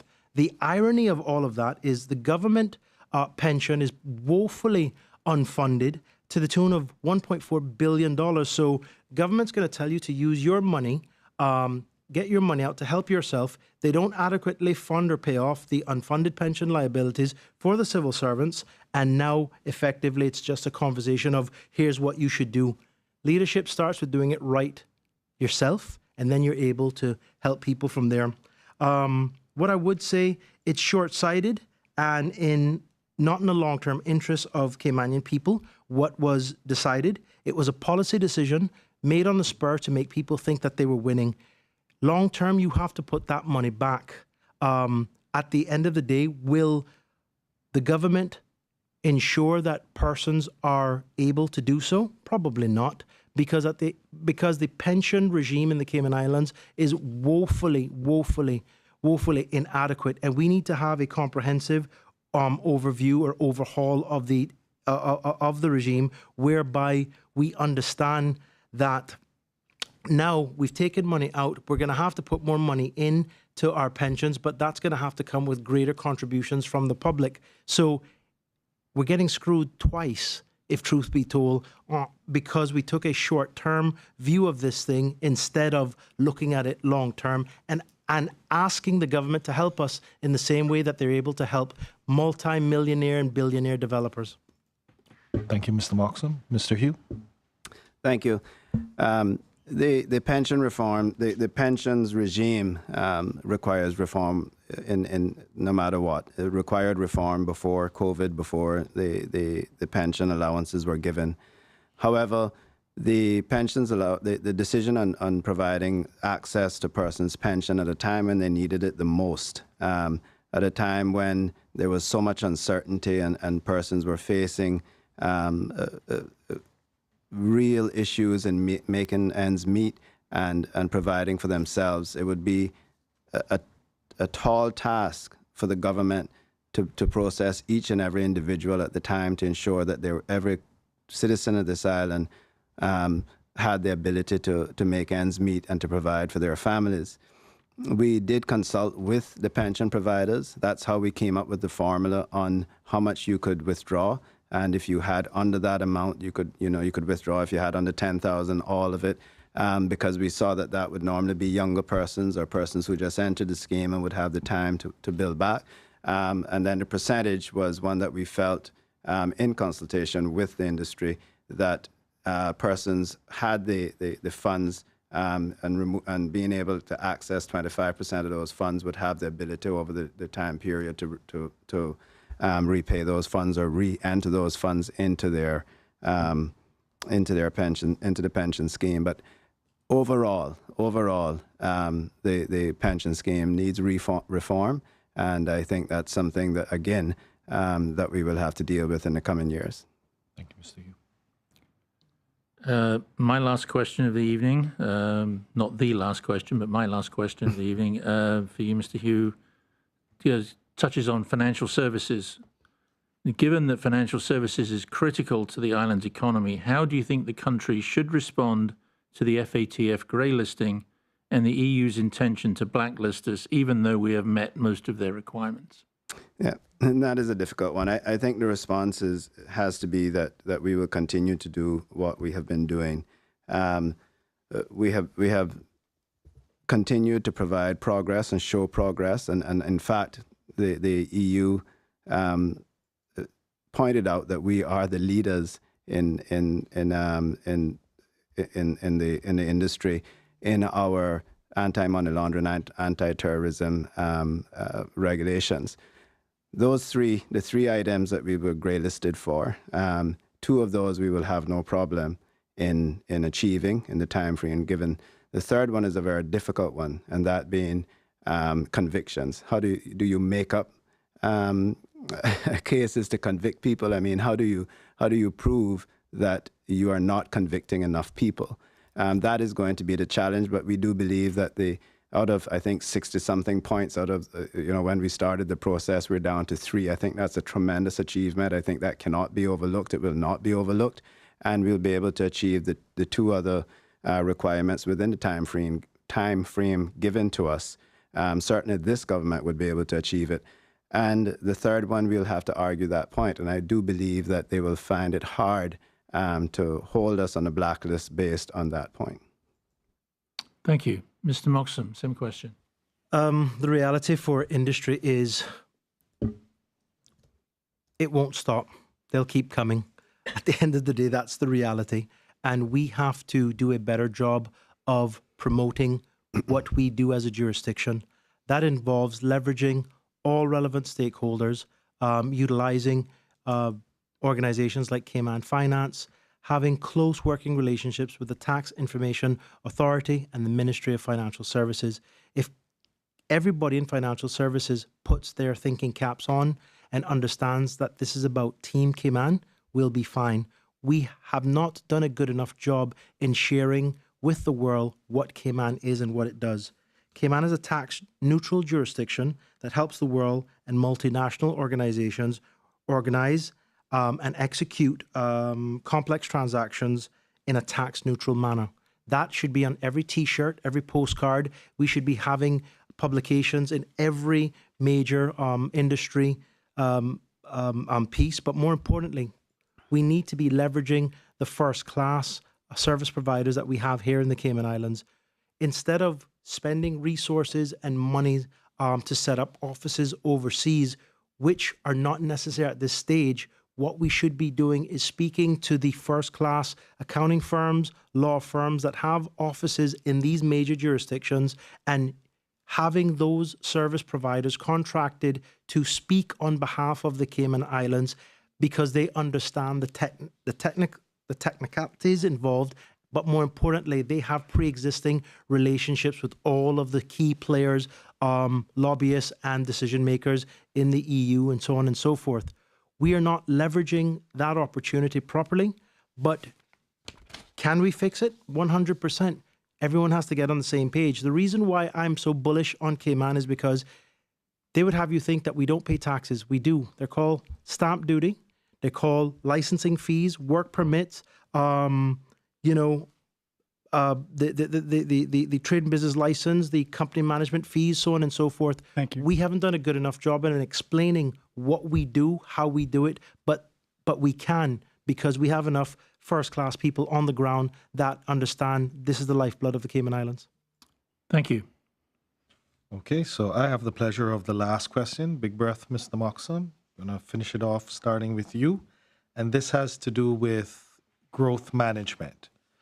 What is your view on the current level of population growth and development and the resultant impact on the country's infrastructure? Additionally, what measures would you recommend so that Caymanians benefit from a growing economy? Okay. The current pace of development is one part of the problem. The other part is that there's no national plan for sustainable growth or management. The pace of physical development seems to be too much for a lot of people. It's too fast and it's straining our current infrastructure. What we need is to balance the physical infrastructure and ensure that we are doing all that we possibly can to help the human development, the human capital development of our people. We need to plan and manage growth, and by doing so, all Caymanians will then be able to live well. Living well represents everyone having the chance to have dignity and their rights will be respected, basic needs will be met, and equal opportunities are available for all. Right now, that isn't happening. Caymanians are on the outside looking at an economic boom, and we're hoping that maybe somebody will give us a chance. That's unacceptable. Caymanians need to benefit from the growing economy, and we need government that will put Caymanians first. Everywhere else in the world, Americans matter, Canadians matter, British people matter. But in Cayman, what has happened is we have become secondary and third-class citizens in our own country, and that's driven due to a lack of a pro-Caymanian policy whereby we should get opportunities in our own country. We do not have a level playing field. Caymanians are increasingly disadvantaged by their own policies and government, and this is happening to both new Caymanians and multi-generational Caymanians. In the first 100 days, I will embark on an aggressive, stakeholder-driven development of a Vision 2030, a national plan for our sustainable future. I'll designate certain jobs for Caymanians only and using an effective transition period to prepare employers. It won't be crazy, it won't be radical, it will be well thought out, and it will be in consultation with industry. We have to commission a census because right now we're making decisions without verifiable data, and that is hurting us as a country. Thank you. Thank you, Mr. Oxum. Mr. Hugh? Thank you very much. The current levels of population, I think post-COVID, or we were unsure of exactly where that is, but I do believe that we can all agree that once we reopen our borders and once we have the pandemic behind us, that we will see, again, a return to more persons on the island, both working within industry and, of course, visiting and our long, what I call extended stay tourists. I think this has been working for us over the last few years. The economy has been booming. Private sector has been very, very healthy. The idea of attracting tourists that will stay 3 to 6 months at a time covers those peaks and valleys that we would usually have where restaurants would have to close for 2 months at a time because it just didn't make sense to stay open. Retail would go through a drought. It was more, if you've ever been in the retail industry, it was a famine and feast type of thing. You had a few months that you were doing well, and then, you know, you had a few months that things were famine.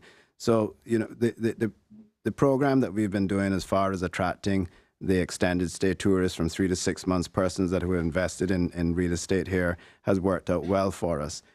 We do have to ensure that, and we are a free enterprise economy, but we do have laws that protect Caymanians, and that is for us to continue to drive the policies that guide those laws, the LCCL regime, the trade and business license regime, and the work permit regime are all there to protect Caymanians. They're all there to look out for, or to protect Caymanians, that they have their opportunities, the first opportunity to participate in the economy.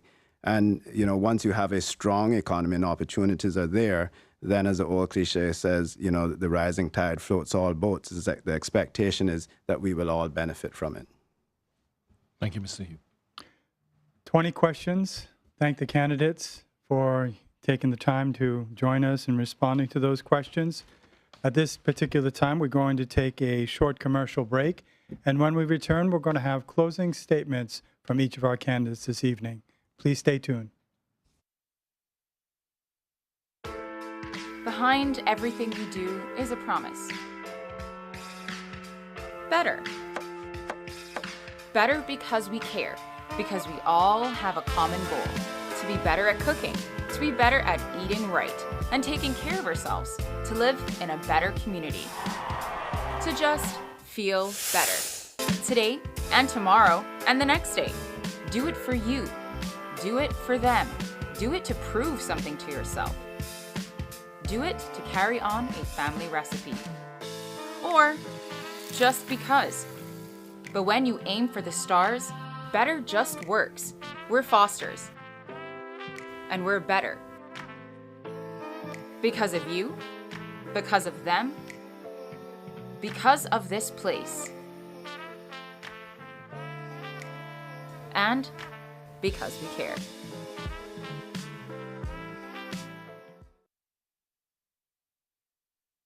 Welcome back to the Chamber of Commerce Candidates Forum for Georgetown North.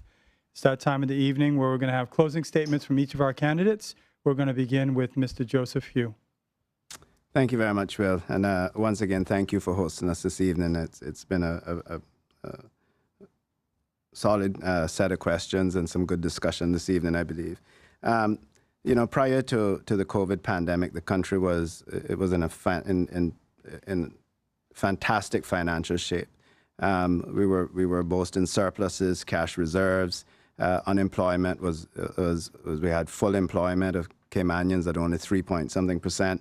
And then we had COVID, and then, you know, the government at the time and the government at that time, based on all of the performances and the abilities that we had financially, were able to make the tough decision. The tough decision was to put lives before money and protect our people. That has now put us made us an envy of the region. And if persons around the world, as friends tell me all the time, they speak to their family in Europe, they speak to their family in South America, everywhere, and they're just jealous at the life that we're living here in this pandemic. We have one of the lowest debt to GDPs in the world. I mean, you know, in the world, not just in the region, but in the world. We have the highest, one of the highest vaccination rates in the world, you know, right up there with Israel. We've cut our debt in half over the last several months. We can, you know, the country at this time needs continuity.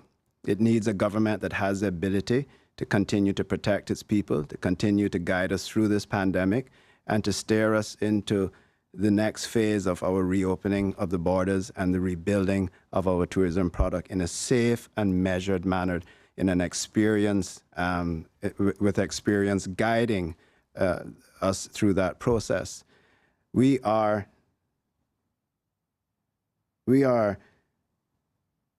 as a government, and in this election, as the Progressives and its alliance, the only real choice for a cohesive set of persons sharing in the same goals and the same plans to take this country forward. I don't think it's in the best interest of this country at this time to change a government that has led us through some of the most difficult times, taken us through some of the best times we'd seen in the economy in decades, and then taken us through some of the most difficult times while still being the envy of the region. We are the only option of a full slate of candidates that will continue the progress of this country and continue to protect and keep our people safe. Thank you. Mr. Johan Maxim. Just want to start off by saying again, thank you to the Chamber for the opportunity. Thanks for my opponent for showing up, because some of his teammates haven't attended these forums, so I'm grateful that we could have this discussion. Why am I the candidate that you should vote for? I am a man that knows the difference between right and wrong. I'm a man that will always do the right thing. I'm a man that doesn't need to do the politically expedient thing, because in my head, based on my character, my morals, and everything about me, doing the right thing is always the right thing. I won't duck, I won't hide, I won't deflect, I won't follow leaders that allow persons to question my integrity, my competencies, my honesty, and my core belief system. I want to work for the people of Georgetown North. I want to represent all the people in Georgetown North. Every Caymanian, first generation, 10th generation Caymanian. We talk about the success of Cayman, and I'm grateful that we live in a healthy, beautiful country where a lot of people are making it. But there are a lot of people that are struggling right now, and they're being left behind because the current administration is focused on them. I want to work for you. It is frustrating and embarrassing to see that we've left our people behind whilst we focus on bringing in more people from the outside who further will cause the sort of divisions because they just don't understand what Cayman and Caymanians are about. It makes no sense to build this country with fancy roads, fancy buildings, and all of the opulence if the people from the Cayman Islands are suffering.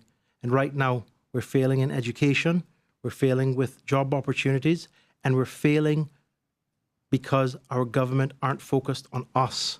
They're focused on them. My opponent works for people of a select class. I want to work for everybody. I will be honored to do so, and I will show up every day, give you my very best. I will never embarrass myself, my family, or this country, because Cayman deserves better. Well, thank you. If you think that your life is good now, charted over the last 4 years, is your life better today? Yes or no? That's the question that you need to ask yourself. Thank you, candidates. Now I'm going to turn it over to President Mike Gibbs for closing remarks. Thank you, Will. On behalf of the Chamber Council and staff, I'd like to thank the Georgetown North candidates for participating in this evening's forum. I trust that the forum will help the voters in that constituency to determine who to vote for on April the 14th. I would also like to thank Foster's for their major sponsorship of the Chamber's candidate forums, as well as Affinity Recruitment, Bodden's Legal and Corporate, and DART. If you're interested in viewing more of the Growth Matters video series that have been playing during tonight's commercial breaks, they can be accessed at growthmatters.ky. Please join us Monday evening as we welcome Barbara Connolly and Alric Lindsay from the constituency of Georgetown South. Thank you for tuning in, and I hope you will join us on Monday evening at the same time. Have a great weekend. Good night.